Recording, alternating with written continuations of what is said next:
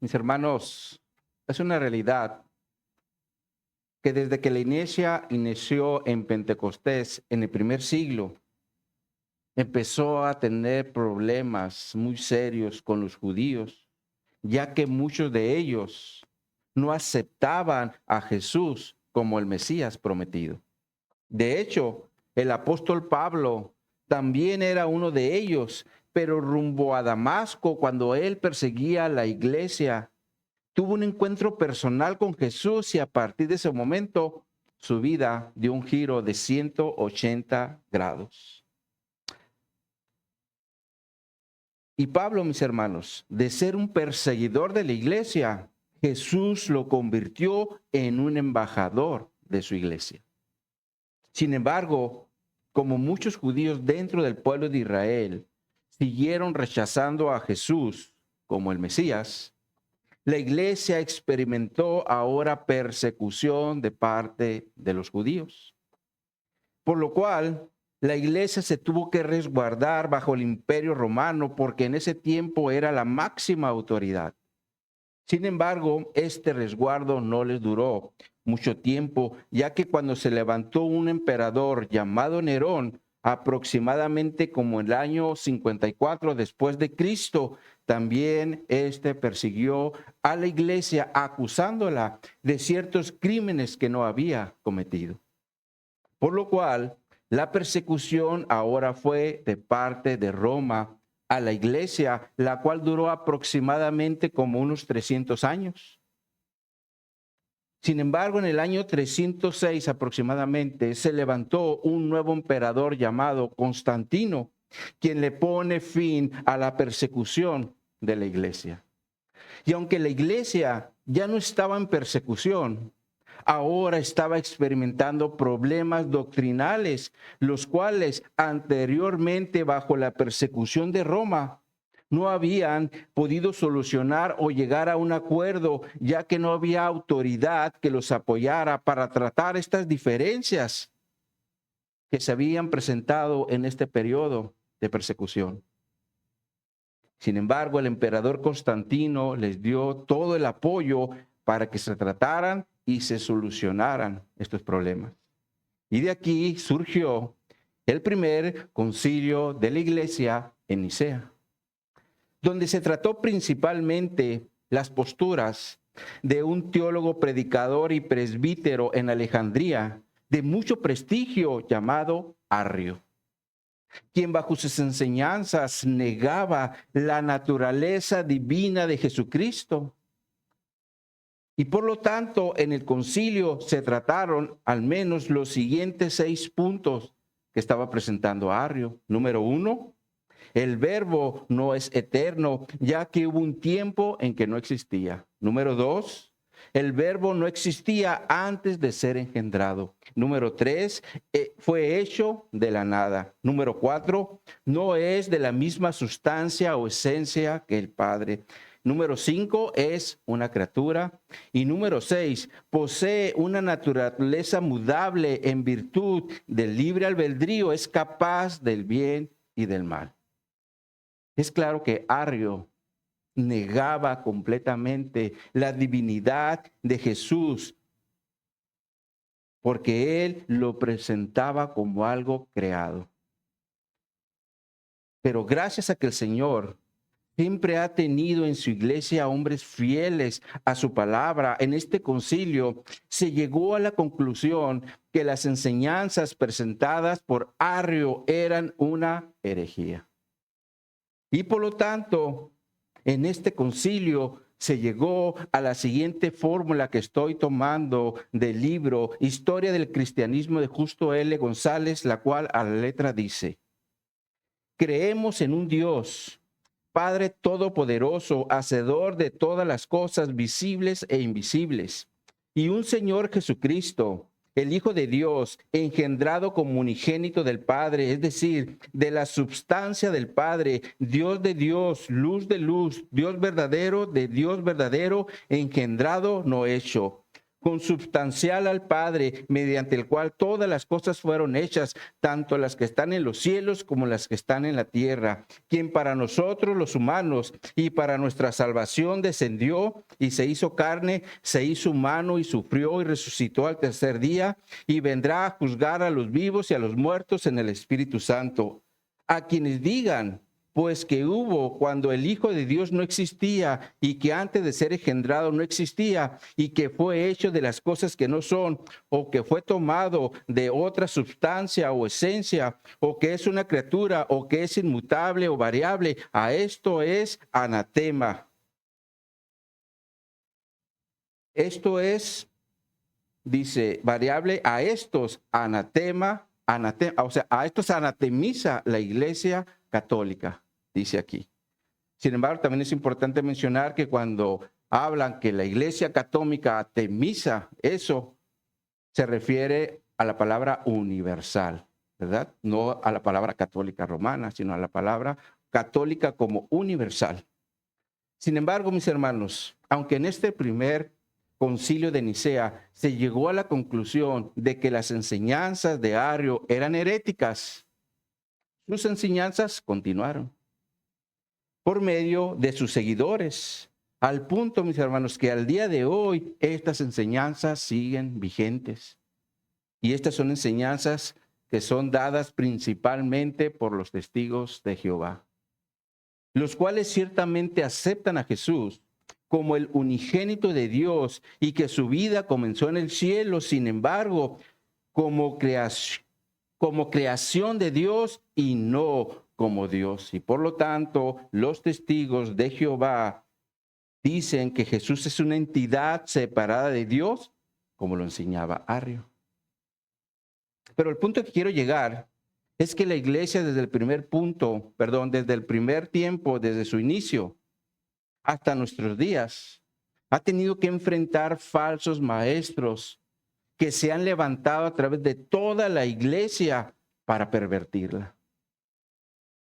Por ese motivo, nosotros como iglesia necesitamos de los hombres fieles a su palabra, los cuales el Señor ha levantado en cada generación para que no seamos engañados. Pero sobre todo, mis hermanos, para que nos hablen el mensaje que Dios ya le dio a su iglesia sin adulterarlo. Como fue el caso del apóstol Pablo, quien siempre se preocupó por ser un verdadero ministro o servidor de Dios o del Señor Jesucristo. Porque Pablo, como lo vimos la semana pasada, no adulteraba la palabra de Dios, no ponía tropiezo a ninguno de sus hermanos y tampoco hablaba con engaños, porque su único anhelo y deseo era que la obra de Dios a través de Jesucristo siguiera avanzando, pero con la verdad de Dios. De hecho, la semana pasada, en los primeros 6 versículos del capítulo 6 de la segunda carta de Pablo a los Corintios, empezamos a ver algunas evidencias que Pablo le está presentando a los corintios para acreditar su servicio, su ministerio a Dios. Estas fueron la paciencia, la cual está relacionado con la perseverancia, las tribulaciones relacionadas con las angustias, las necesidades relacionadas con privaciones, las angustias relacionadas con dificultades, los azotes relacionados con el maltrato, las cárceles relacionadas con la restricción de libertad, los tumultos relacionados con los disturbios, los trabajos relacionados con labores duras, los desvelos relacionados con restricción de sueño, los ayunos relacionados con falta de comida, la pureza relacionada con la moralidad, la ciencia relacionada con el conocimiento, la longanimidad relacionada con la paciencia, la bondad relacionada con la misericordia, el Espíritu Santo relacionado con la dirección de Dios y por último el amor sincero relacionado con el amor genuino, es decir, el amor que no es falso. Estas fueron las evidencias que miramos la semana pasada, con las cuales Pablo se recomienda o acredita como ministro o servidor de Jesucristo. Sin embargo, la lista continúa, así que los invito a abrir su Biblia en 2 Corintios, capítulo 6, y vamos a leer los versículos del 7 al 13 para concluir el capítulo 6. Segunda a los Corintios, capítulo 6, versículos 7 al 13 nos dicen: en palabra de verdad, en poder de Dios, con armas de justicia a diestra y siniestra, por honra o por deshonra, por mala fama o por buena fama, como engañadores, pero veraces, como desconocidos, pero bien conocidos, como moribundos, mas he aquí vivos, como castigados, mas no muertos, como entristecidos, mas siempre gozosos, como pobres, mas enriqueciendo a muchos, como no teniendo nada, mas poseyéndolo todo. Nuestra boca se ha abierto a vosotros, oh Corintios. Nuestro corazón se ha ensanchado. No estáis estrechos en nosotros, pero si sois estrecho en vuestro propio corazón, pues para corresponder del mismo modo como a hijos os hablo, ensanchaos también vosotros. El título que le hemos dado a esta enseñanza es Un verdadero ministro de Jesucristo. Un verdadero ministro de Jesucristo. Oremos. Oh mi Dios, queremos poner bajo tu dirección esta enseñanza, que a través de tu palabra nos enseñes, Señor, a ver cómo el apóstol Pablo se presenta de ejemplo de esas características, de esas cosas que nosotros también como cristianos debemos poner por obra, Señor. Porque tú también, como lo hemos visto en el contexto de esta carta, nos has hecho tus embajadores, nos has hecho tus ministros. Así que yo te pido, Señor, que tu Espíritu Santo nos hable a cada uno en lo personal, en relación a lo que quieras tratar con nosotros, Señor. Porque sabemos que estamos en una carrera espiritual donde día a día te necesitamos. Así que nos ponemos en tus manos y que sea tu Espíritu Santo el que nos siga hablando por medio de tu palabra. Y todo esto te lo pedimos en Cristo Jesús. Amén y amén. Ahora, lo primero que el apóstol Pablo menciona en el versículo 7 es en relación a lo que predicaba. Por eso dice en palabra de verdad. Ahora, ¿cuál era esa palabra de verdad a la que Pablo hace referencia? Porque los falsos maestros también nos pueden decir que su palabra o lo que están predicando es verdad. Ahora, Pablo, en esta misma carta, nos aclara cuál era esa palabra de verdad que él predicaba. Veamos esto en 2 Corintios, ahí en el capítulo 2, véanlo en su Biblia, en los versículos, o en el versículo 17, 2:17. Dice aquí la escritura: pues no somos como muchos que medran falsificando la palabra de Dios, sino que con sinceridad, como de parte de Dios y delante de Dios, hablamos en Cristo. Pablo aquí le llama la palabra de Dios, la cual dice que muchos, refiriéndose a una gran cantidad de personas, medran falsificando. Ahora, en griego la palabra medran, falsificando, tiene el sentido bíblico de traficar con engaños. Y eso era lo que muchos falsos maestros estaban haciendo en el primer siglo. Por eso Pablo dice, no somos como muchos, sino que con sinceridad, es decir, sin hipocresía, como de parte de Dios y delante de Dios, hablamos en Cristo. Esta es la palabra de verdad que Pablo predicaba, la cual, por cierto, nunca adulteraba. Veamos esto un poco más adelante, ahí en el capítulo 4, en los primeros 2 versículos del capítulo 4. Nos dice aquí la palabra de Dios. Por lo cual, teniendo nosotros este misterio según la misericordia que hemos recibido, no desmayamos. Antes bien, renunciamos a lo oculto y vergonzoso, no andando con astucia, ni haciendo, ¿qué dice? Ni adulterando la palabra de Dios. ni adulterando la palabra de Dios. Esto quiere decir que Pablo no falsificaba, añadía o torcía la palabra de Dios. Ahora, ¿por qué es importante no adulterar la palabra de Dios? Esto es porque ahí se encuentra el mensaje de Dios para salvación, como Pablo también le dice a los Efesios, en Efesios capítulo 1, en el versículo 13. Veamos ahora esa escritura, vayan allí a Efesios 1, 13.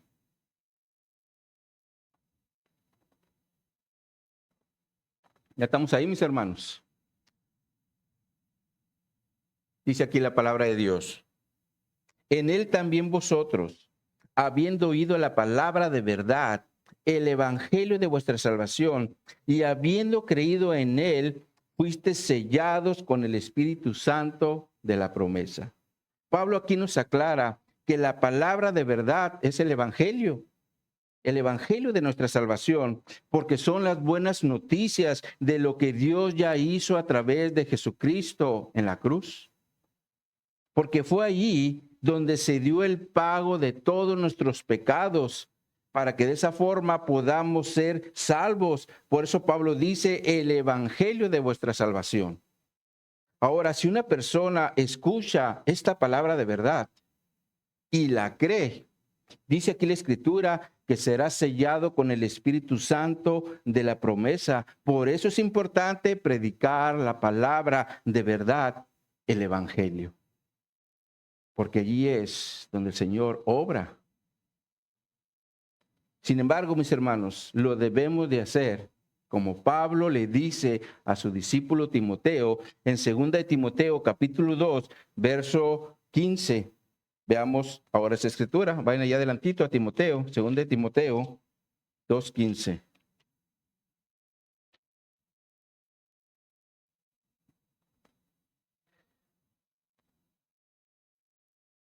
Le dice Pablo a su discípulo: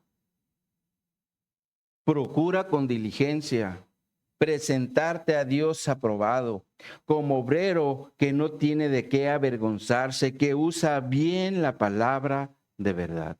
Ahora, cuando aquí dice que hace las cosas o que hagamos, hacer las cosas con diligencia, esto se refiere a esforzarse o a mostrar un gran interés por algo. Por eso dice procura con diligencia. Cuando dice aprobado, esto se refiere a una aceptación de algo que es genuino. Y cuando dice no tener de qué avergonzarse, se refiere a alguien que no es descarado a través de sus acciones, por eso es que no se avergüenza. Y cuando dice usa bien la palabra de verdad, se refiere a alguien que está haciendo un trazado correctamente o está interpretando correctamente algo. Por lo cual, mis hermanos, Pablo aquí le presenta a su discípulo Timoteo 4 cosas que debe hacer un buen ministro de Jesucristo. La primera es ser diligente. La segunda es presentarse a Dios aprobado. La tercera es no tener de qué avergonzarse. Y la cuarta es usar bien la palabra de verdad, es decir, la palabra de Dios. Y esto, mis hermanos, era lo que Pablo hacía bajo la dirección del Espíritu Santo para ser un buen ministro, servidor de Dios. Y es un mismo principio que nosotros debemos agarrar para nuestro servicio al Señor. Sin embargo, Pablo, después de presentar la palabra de verdad, que era la que él predicaba, continúa diciendo, en poder de Dios. Regresemos allí al texto base.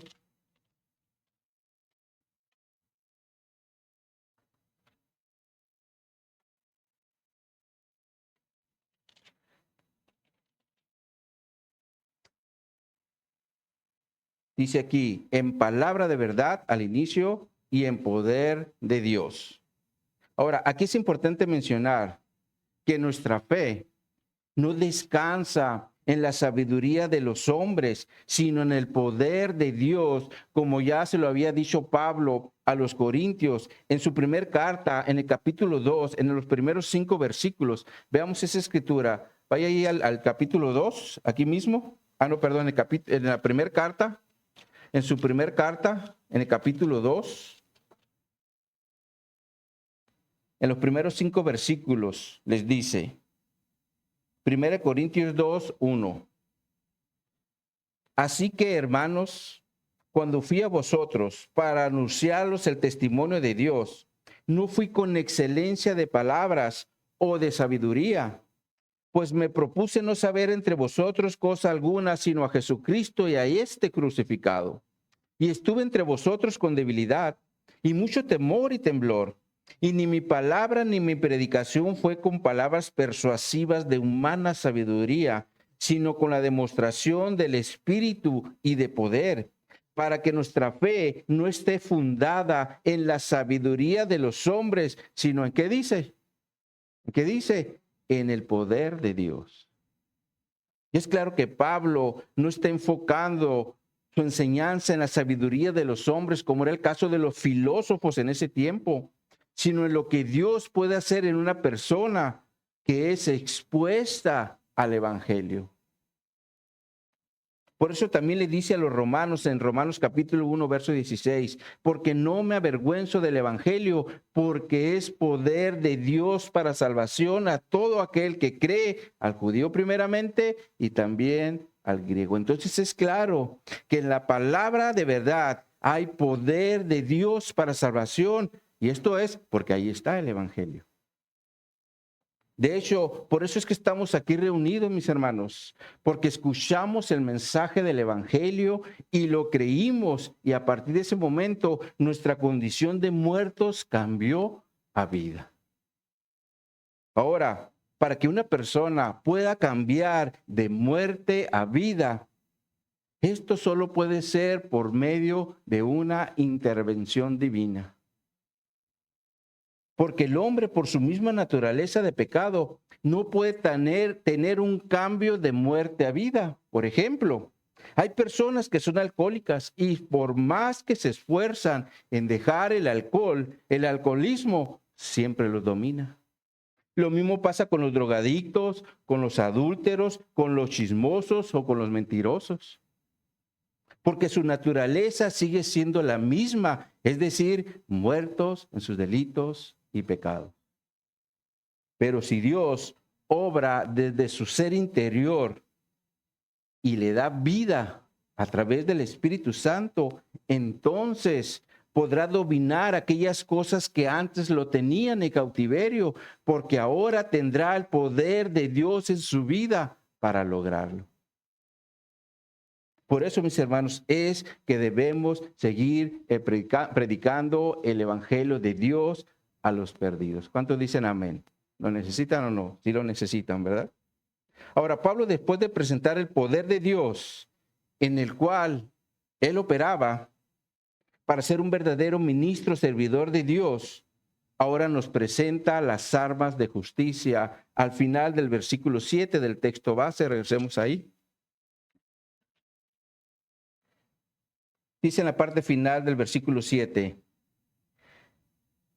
con armas de justicia a diestra y a siniestra. Ahora, cuando pensamos en armas, ¿qué es lo primero que se nos viene a la mente? Puede ser un soldado o incluso la guerra.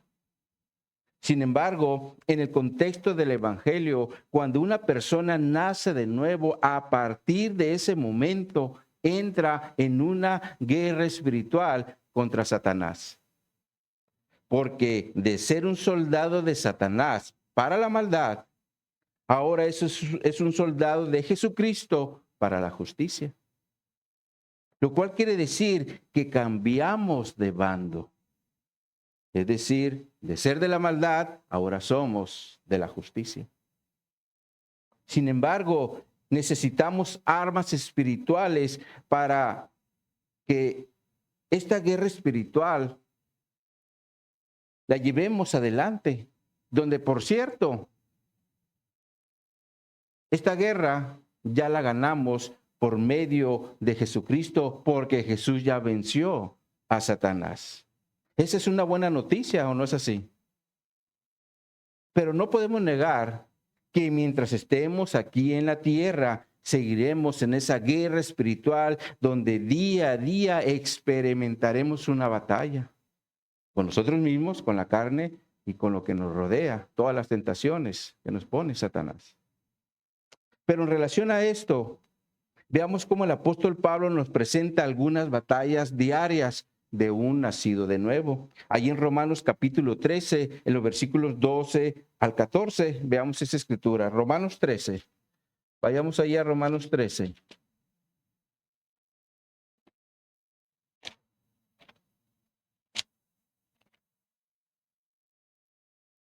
13, versículos 12 al 14.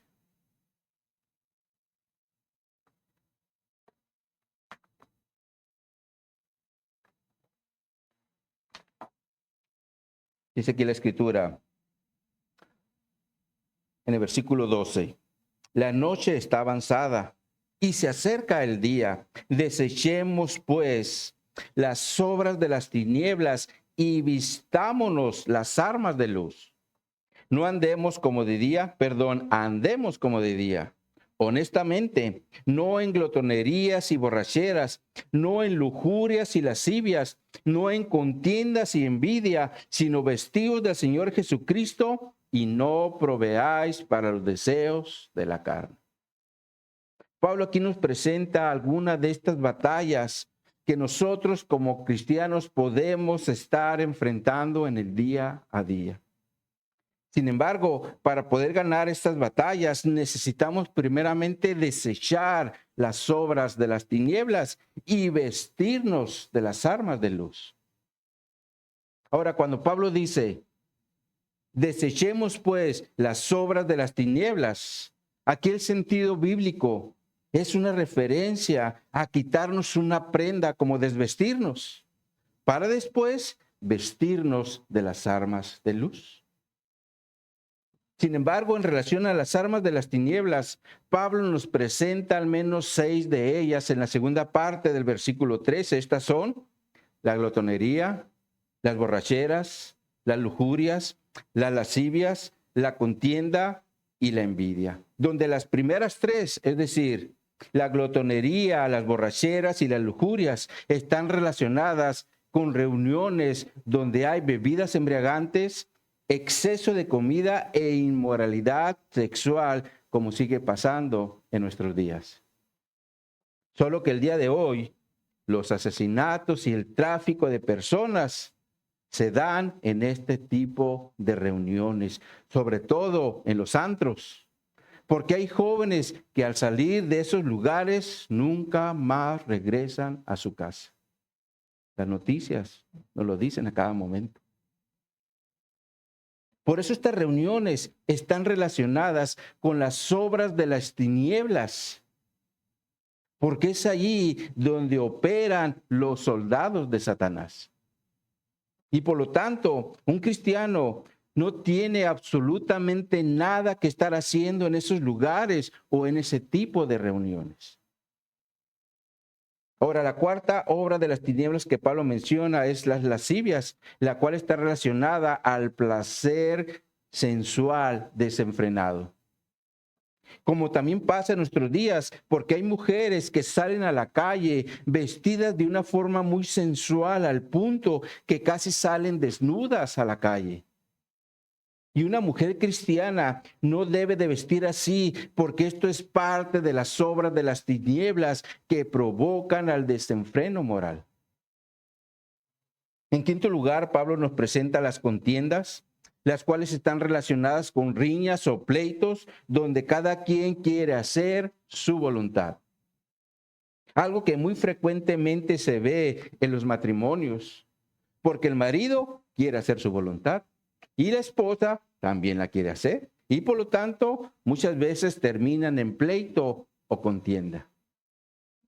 Pero si somos cristianos, el Señor nos dice en Efesios capítulo 4, en los versos 26 y 27, airaos, pero no pequéis, no se ponga el sol sobre nuestro enojo, ni deis lugar al diablo. Y esto es porque las contiendas, mis hermanos, son obras de las tinieblas. Por último, Pablo presenta la envidia, la cual está relacionada con un deseo codicioso por algo que le pertenece a otra persona. Incluso puede ser una habilidad que otra persona tiene y tú no tienes. De hecho, en nuestra lectura del libro de Números, vimos en el capítulo 16 una rebelión contra Moisés, porque unos levitas desearon ser sacerdotes cuando Dios no les había dado ese ministerio. Esta historia la conocemos como la rebelión de Coré. Ahora, por último, no podemos negar que la envidia también nos puede llevar a tener celos por lo que otros tienen. Por eso la Escritura dice en Job capítulo 5, verso 2, es cierto que al necio lo mata la ira y al codicioso lo consume la envidia. Así que si somos cristianos, cuidado con la envidia, porque esta también es parte de las obras de las tinieblas. Ahora, para poder combatir contra estas obras de las tinieblas, Pablo dice en el versículo 14 de Romanos 13, sino vestíos del Señor Jesucristo y no proveáis para los deseos de la carne. Lo primero que Pablo aquí que nos dice es que nos vistamos del Señor Jesucristo cuando dice vestidos del Señor Jesucristo. Ahora, para lograrlo, necesitamos hacer lo que Pablo le dice a los Efesios en Efesios 4, versos 22 al 24. Eso se los vamos a poner en la pantalla. Efesios 4, 22 al 24 nos dice, en cuanto a la pasada manera de vivir, despojaos del viejo hombre que está viciado conforme a los deseos engañosos y renovaos en el espíritu de vuestra mente y vestíos del nuevo hombre creado según Dios en justicia y santidad de la verdad.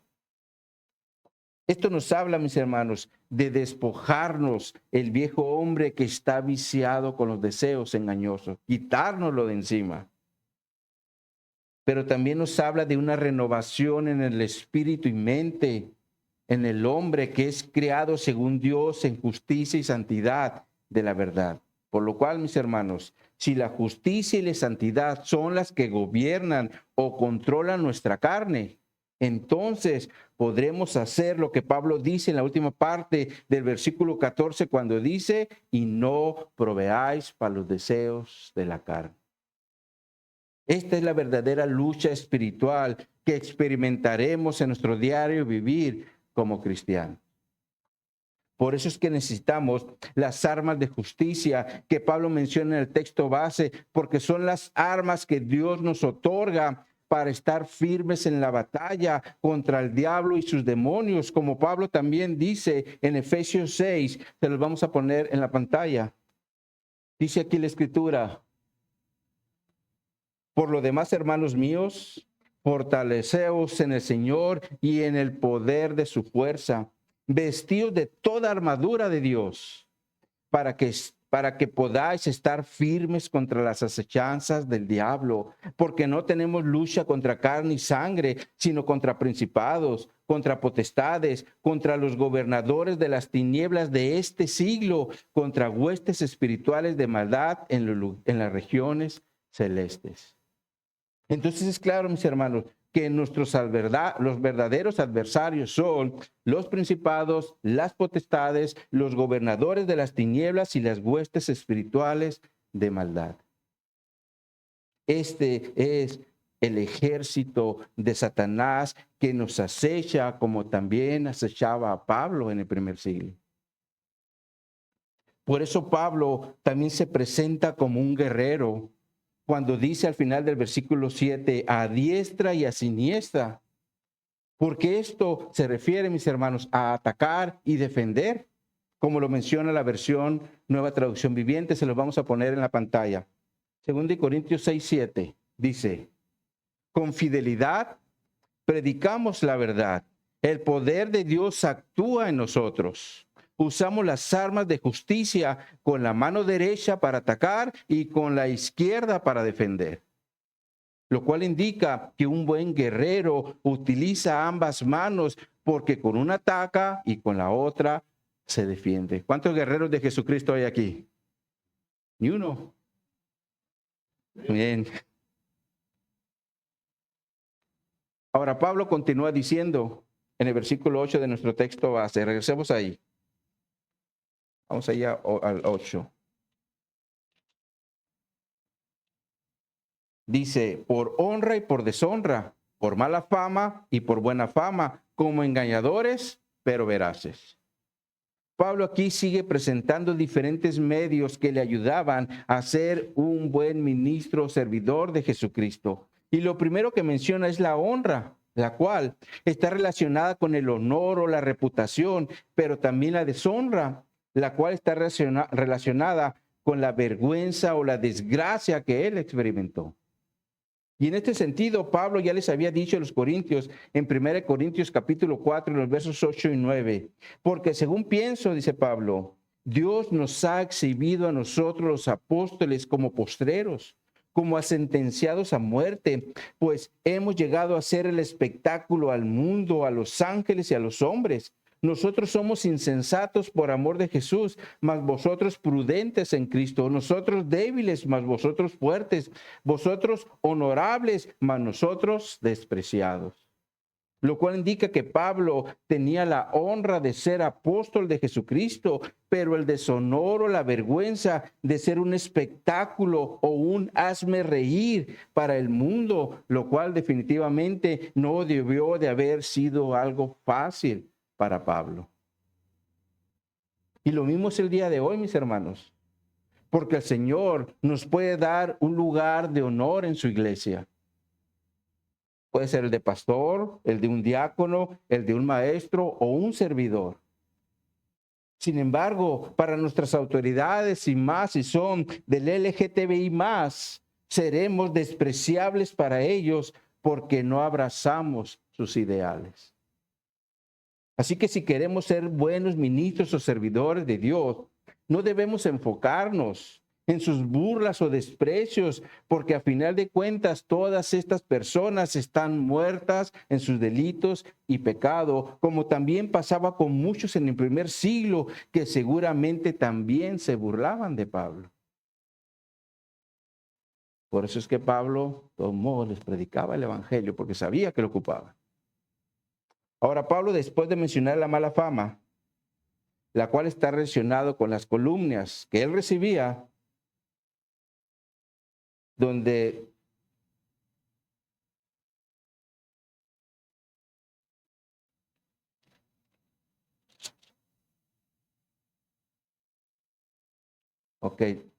dice,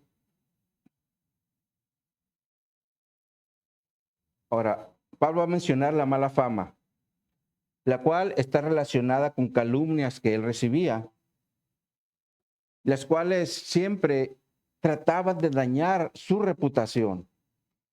Como se menciona en Hechos capítulo 24, cuando Pablo estaba preso ante el gobernador Félix, la escritura dice que vino un sacerdote Ananías con unos ancianos y le dicen al gobernador Félix en el versículo 5, porque hemos hallado que este hombre es una plaga, un promotor de sediciones entre todos los judíos, por todo en el mundo, es cabecilla de la secta de los nazarenos. Aquí los judíos estaban tratando de desacreditar a Pablo como una plaga. Esto era darle mala fama, por eso habla de mala fama en el texto base. Sin embargo, la realidad es que Pablo también tenía buena fama. Mala fama y luego dice buena fama. Y la buena fama era sobre todo en aquellos que habían creído en el evangelio. Por lo cual, todo va a depender o dependía de la audiencia en la cual se encontraba Pablo. Puede ser de mala fama o de buena fama.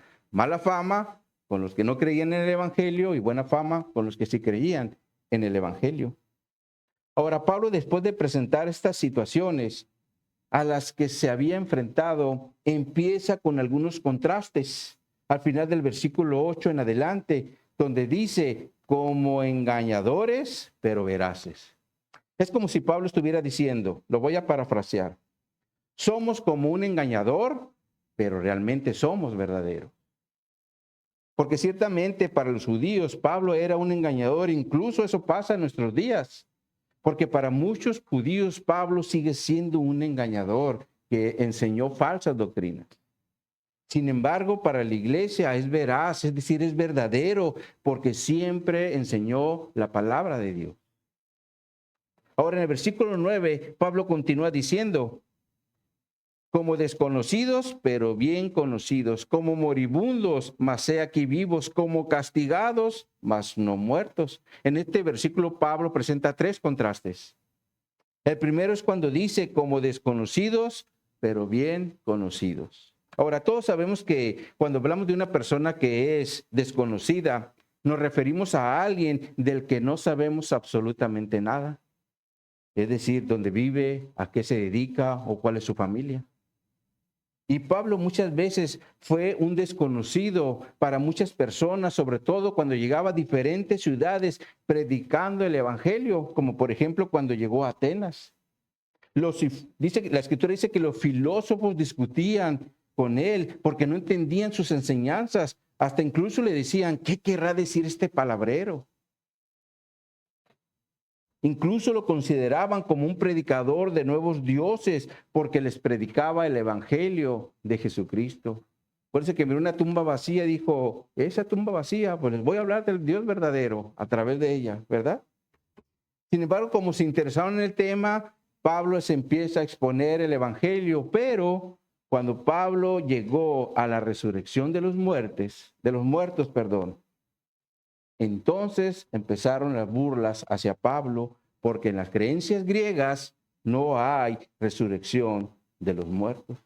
Y por lo tanto ya no lo escucharon o lo ignoraron. Ese es el sentido bíblico de la palabra desconocidos en griego. Lo ignoraron. Sin embargo, en otros lugares, Pablo sí era bien conocido, como era el caso de los corintios a los cuales está escribiendo esta segunda carta. De hecho, para nosotros como cristianos, mis hermanos, Pablo también debe ser muy conocido, porque gran parte del Nuevo Testamento fue escrito por él.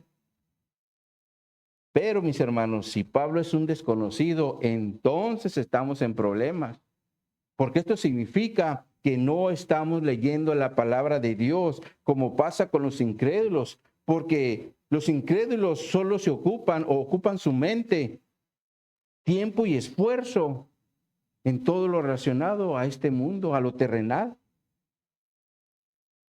Sin embargo, un cristiano no, porque sabemos que todo aquí es temporal. Y todo lo bueno vendrá del otro lado de la eternidad cuando estemos con Jesucristo. Por eso es importante leer la palabra de Dios para abrazar estas promesas, las cuales muchas de ellas fueron escritas por Pablo. Por eso es que lo conocemos o lo deberíamos de conocer. ¿Quién es Pablo? Ahora, el segundo contraste que Pablo presenta en el versículo 9 de nuestro texto base es cuando dice, como moribundos, mas he aquí vivos. Es como si Pablo dijera, lo vuelvo a parafrasear, aunque parece que estamos muertos, estamos más vivos que nunca. Algo muy parecido le dijo a los corintios en 2 Corintios, en el capítulo 4, en los versículos 11 y 12, donde les dice, porque nosotros que vivimos siempre estamos entregados a muerte por causa de Jesús, para que también la vida de Jesús se manifieste en nuestra carne mortal, de manera que la muerte actúa en nosotros y en vosotros la vida. Aquí la muerte y la vida también se presentan en el contexto del Evangelio. Y de hecho, la muerte Pablo la vuelve a mencionar en el tercer contraste que menciona en el versículo 9, cuando dice, como castigados, mas no muertos. Y esto es porque Pablo experimentó muchos golpes de muerte, pero aún así él seguía con vida. Miren cómo lo traduce la nueva versión la nueva traducción viviente. Se los vamos a poner en la pantalla, el texto base. 2 Corintios 6:9 dice, nos ignoran aun cuando somos bien conocidos. Vivimos al borde de la muerte, pero aún seguimos con vida. Nos han golpeado, pero no matado. Entonces es claro que Pablo era ignorado, pero bien conocido. Vivía al borde de la muerte, pero seguía con vida. Era golpeado, pero no lo habían matado. Esto es lo que está expresando aquí. Ahora, después en el versículo 10 del texto base, continúa diciendo, como entristecidos, mas siempre gozosos, como pobres, mas enriqueciendo a muchos, como no teniendo nada, mas poseyéndolo todo. Pablo aquí, mis hermanos, vuelve a presentar otros tres contrastes. Y el primero es cuando dice, como entristecidos, mas siempre gozosos. Esto nos indica que el ministerio del evangelio es agridulce. Porque por un lado hay situaciones de tristeza, pero por el otro hay situaciones de gozo. Por ejemplo, Pablo sentía tristeza por su nación. Esto lo expresa en Romanos capítulo 9, en los versos 2 al 5, donde dice, tengo gran tristeza y continuo dolor en mi corazón, porque desearía yo mismo ser anatema, separado de Cristo por amor a mis hermanos, los que son mis parientes según la carne, que son israelitas, de los cuales son la adopción, la gloria, el pacto, la promulgación de la ley, el culto y las promesas, de quienes son los patriarcas, de los cuales según la carne vino Cristo, el cual es Dios sobre todas las cosas, bendito por los siglos. Amén, dice Pablo. Pablo se dolía en el corazón porque sus hermanos israelitas estaban rechazando a Jesús, el Mesías prometido, quien es Dios sobre todas las cosas. Y lo mismo es hoy, mis hermanos, porque nosotros también nos dolemos y nos da tristeza en el corazón por nuestros hijos, padres, hermanos, parientes o amigos que siguen rechazando a Jesús. Sobre todo porque sabemos cuál será su destino eterno si continúan rechazando a Jesús.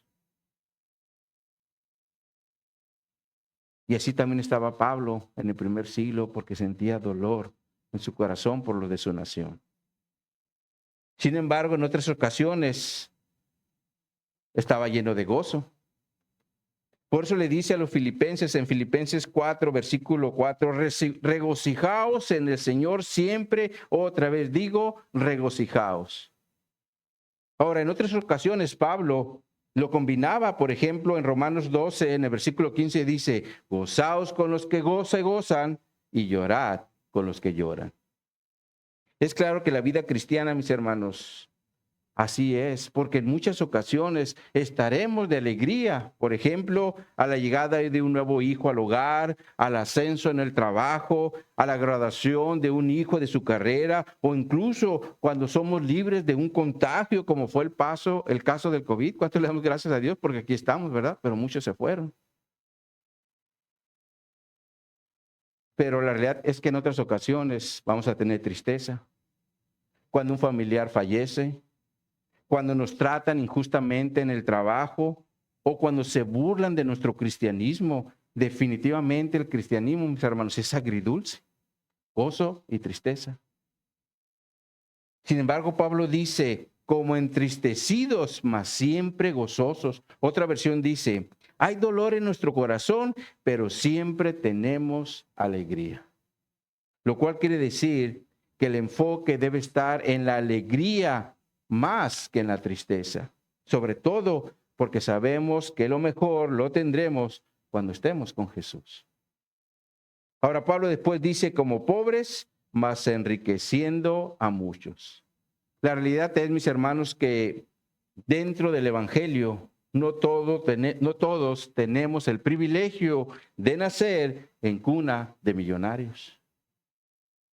Pero aún así, dentro del evangelio tenemos muchas riquezas que Dios nos ha otorgado por medio de Cristo.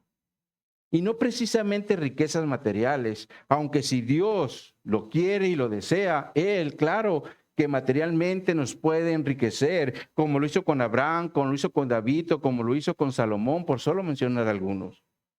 Pero seguramente, mis hermanos, muchas veces el Señor no lo hace porque las riquezas pervierten el corazón y nos desvían del evangelio. Por eso, como cristianos deberíamos decir, como dijo Salomón en Proverbios 30, en los versículos 8 y 9, donde dice: vanidad y palabra mentirosa aparta de mí, no me des pobreza ni riqueza, manténme del pan necesario. No sea que me sacie y te niegue y diga: ¿quién es Jehová? O que siendo pobre hurte y blasfeme el nombre de Dios. Así que mejor, mis hermanos, pidamos al Señor que nos dé lo necesario para no robar por la tristeza o para no negarlo por la riqueza. Ahora, Salomón también dijo en Proverbios 13:7, hay quienes pretenden ser ricos y no tienen nada. Y hay quienes pretenden ser pobres y tienen muchas riquezas. La pregunta es, ¿de qué lado estamos? ¿Somos de los que anhelan ser ricos y no tenemos nada? ¿O somos de los que pretendemos ser pobres, pero tenemos riquezas? Espero, mis hermanos, que sea del lado de las riquezas, pero de las riquezas espirituales que tenemos en Cristo. Por eso Pablo dice a su discípulo Timoteo, en 1 Timoteo, en el capítulo 6, en los versículos 17 y 19, le dice: a los ricos de este siglo manda que no sean altivos, ni pongan la esperanza en las riquezas, las cuales son inciertas, sino en el Dios vivo, que nos da todas las cosas en abundancia para que las disfrutemos. Que hagan bien, que sean ricos en buenas obras, dadivosos, generosos, atesorando para sí buen fundamento para lo porvenir, que echen mano de la vida eterna. Es claro que las riquezas que debemos buscar en Cristo son las buenas obras, el ser dadivosos, el ser generosos, atesorando el buen fundamento de lo porvenir y echando mano de la vida eterna. Ahora, en este mismo sentido, Pablo dice en la última parte del versículo 10 del texto base: como no teniendo nada, mas poseyéndolo todo. Y esto es, mis hermanos, porque en el Evangelio lo tenemos todo, aunque parece que no tenemos nada. Pero esto es, mis hermanos, porque muchas veces nos enfocamos más en las cosas materiales o terrenales que en las espirituales. Ahora, hablando de las espirituales, es decir, lo que tendremos en la eternidad con Cristo, veamos alguna de ellas en Apocalipsis capítulo 21. Vayan ahí en su Biblia, Apocalipsis 21. Apocalipsis 21, en los primeros 8 versículos, nos dice, Apocalipsis 21.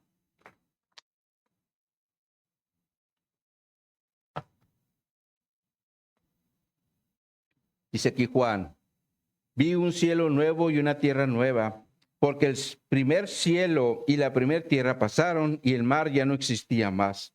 Y yo, Juan, vi la santa ciudad, la nueva Jerusalén, descender del cielo de Dios, dispuesta como una esposa ataviada para su marido. Y oí una gran voz del cielo que decía: he aquí el tabernáculo de Dios con los hombres.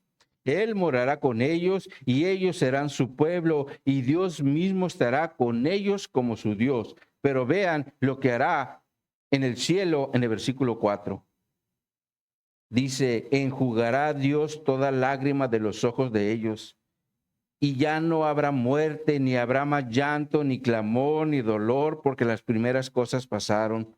El que estaba sentado en el trono dijo: he aquí, yo hago nuevas todas las cosas. Y me dijo: escribe, porque estas cosas son fieles y verdaderas. Y me dijo: hecho está, yo soy el alfa y el omega, el principio y el fin. Al que tuviere sed, yo le daré gratuitamente de la fuente del agua de vida. Al que venciere, heredará todas las cosas, y yo seré su Dios y él será mi hijo. Pero los cobardes e incrédulos, los abominables y homicidas, los fornicarios y hechiceros, los idólatras y todos los mentirosos tendrán su parte en el lago que arde con fuego y azufre, que es la muerte segunda. Ahora, mis hermanos, ¿cómo se supone que no somos de los mencionados en el versículo 8? Porque estos dice que tendrán su parte en el lago de fuego y azufre, que es la segunda muerte. La palabra aquí clave para nosotros es la que se menciona en el versículo 7 cuando dice, el que venciere heredará todas las cosas. Ahora, para que nos quede más claro quiénes son los que vencieren o que heredarán todas las cosas que se mencionan aquí en el versículo 7, les ponemos en la pantalla la escritura de 1 Juan, capítulo 5, versos 4 y 5. Nos dice esta escritura, porque todo lo que es nacido de Dios vence al mundo. Esta es la victoria que ha vencido al mundo, nuestra fe. ¿Quién es el que vence al mundo? Sino el que cree que Jesús es el Hijo de Dios. Entonces es claro que nuestra fe en Jesucristo es la que nos hace más que vencedores. Por eso Pablo también dice en Romanos 8, en los versículos 37 al 39, dice, antes en todas las cosas somos más que vencedores por medio de aquel que nos amó. Por lo cual estoy seguro, dice Pablo, de que ni la muerte, ni la vida, ni los ángeles, ni principados, ni potestades, ni lo presente, ni lo porvenir, ni lo alto, ni lo profundo, ni ninguna otra cosa creada nos podrá separar del amor de Dios que es en Cristo Jesús, Señor nuestro. Esto quiere decir, mis hermanos, que en Cristo somos más que vencedores y por lo tanto somos los que heredaremos todas las cosas que se mencionan en el Apocalipsis. En Cristo somos más que vencedores, esa es la clave. Pero es a través de nuestra fe en Jesucristo. Ahora, por último, Pablo en los versículos 11 al 13 del texto base, abre su corazón para que los corintios también lo hagan. Regresemos ahí.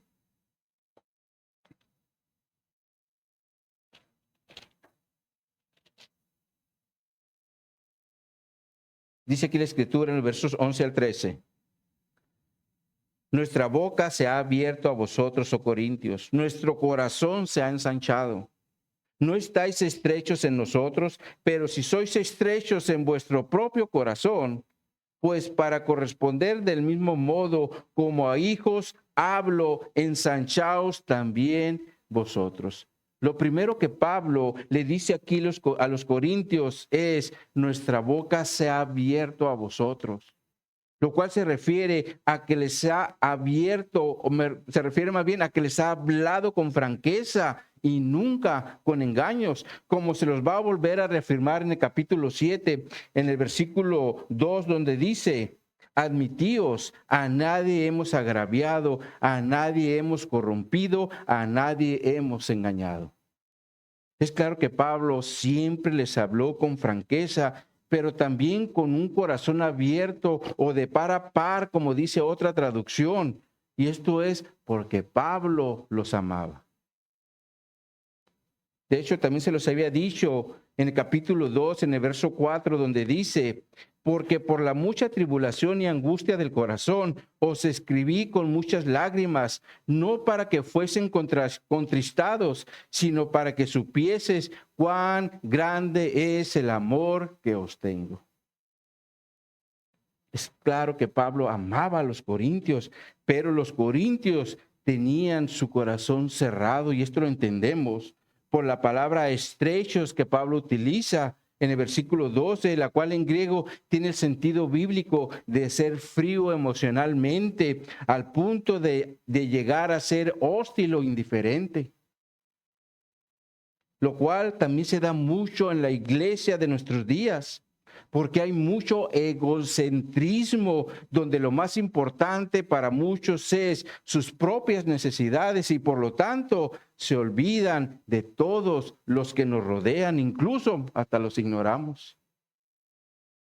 Cuando la Escritura nos enseña que somos parte de un mismo cuerpo, donde si uno sufre, todos sufrimos, y si uno se goza, todos nos gozamos. Por eso Pablo termina con un mandamiento para los corintios cuando les dice, ensanchaos también vosotros. Y aquí la palabra ensanchaos en griego se refiere a ser o llegar a ser amistosos o cariñosos, pero con un corazón grande y amplio. Eso es lo que Pablo quería de los corintios porque los amaba. Por eso les digo, abran su corazón así como yo se los he abierto. Entonces, como conclusión, como cristianos, mis hermanos, no permitamos por ningún motivo estar estrechos, es decir, cerrando nuestro corazón hacia nuestros hermanos, porque el amor debe de gobernar nuestra vida como cristianos. Por eso también Jesús dijo, en esto conocerán todos que sois mis discípulos, si tuvieres amor los unos por los otros. Eso es ser un discípulo de Jesús. Por lo tanto, mis hermanos, el amor entre nosotros debe ser como un estandarte para poder ser un verdadero servidor o ministro de Jesucristo como lo era Pablo. Porque Pablo en todo momento se dio por amor a la iglesia, porque sabía que Jesús había ido a la cruz por amor a la iglesia, donde pagó el precio de todos nuestros pecados. Así que mis hermanos, seamos una iglesia agradecida, no siendo indiferentes o centrados en el egocentrismo como lo hace el mundo. Porque esto, mis hermanos, es un cáncer para la iglesia y eso no le agrada a Dios porque contamina a toda su iglesia. Así que mejor seamos amorosos los unos hacia los otros como el Señor lo instruye. Amén, mis hermanos. Vamos a orar. Oh, mi Dios,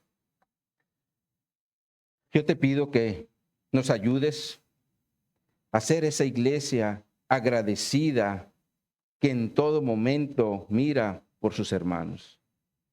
Que estemos al pendiente, mi Señor, los unos por los otros. Te pido, Señor, que quites de nuestra vida todo egocentrismo y sobre todo en nuestro corazón para que te glorifiquemos en todo lo que hagamos, Señor. Te pido también que seamos una iglesia que siempre predique la verdad de la palabra, porque es ahí donde está el poder tuyo, Señor, para salvación. Que no dejemos, Señor, de predicar tu palabra, Señor. Pero también, Padre, yo te doy gracias por todas las bendiciones espirituales o las riquezas espirituales que tenemos en Cristo, como lo son la salvación, la vida eterna al lado de Jesús y alejados totalmente de Satanás y sus demonios, donde también tú nos prometes un cuerpo nuevo, un cuerpo glorificado, donde se acabará el llanto, la tristeza y el dolor. Te damos gracias, Señor, por todas estas bendiciones espirituales que tú nos prometes en tu palabra. Pero ayúdanos, Señor, a ser fieles y amorosos hacia los hermanos, hacia tu obra y hacia tu evangelio. En el nombre de Jesús te lo pido, Señor. Amén y amén.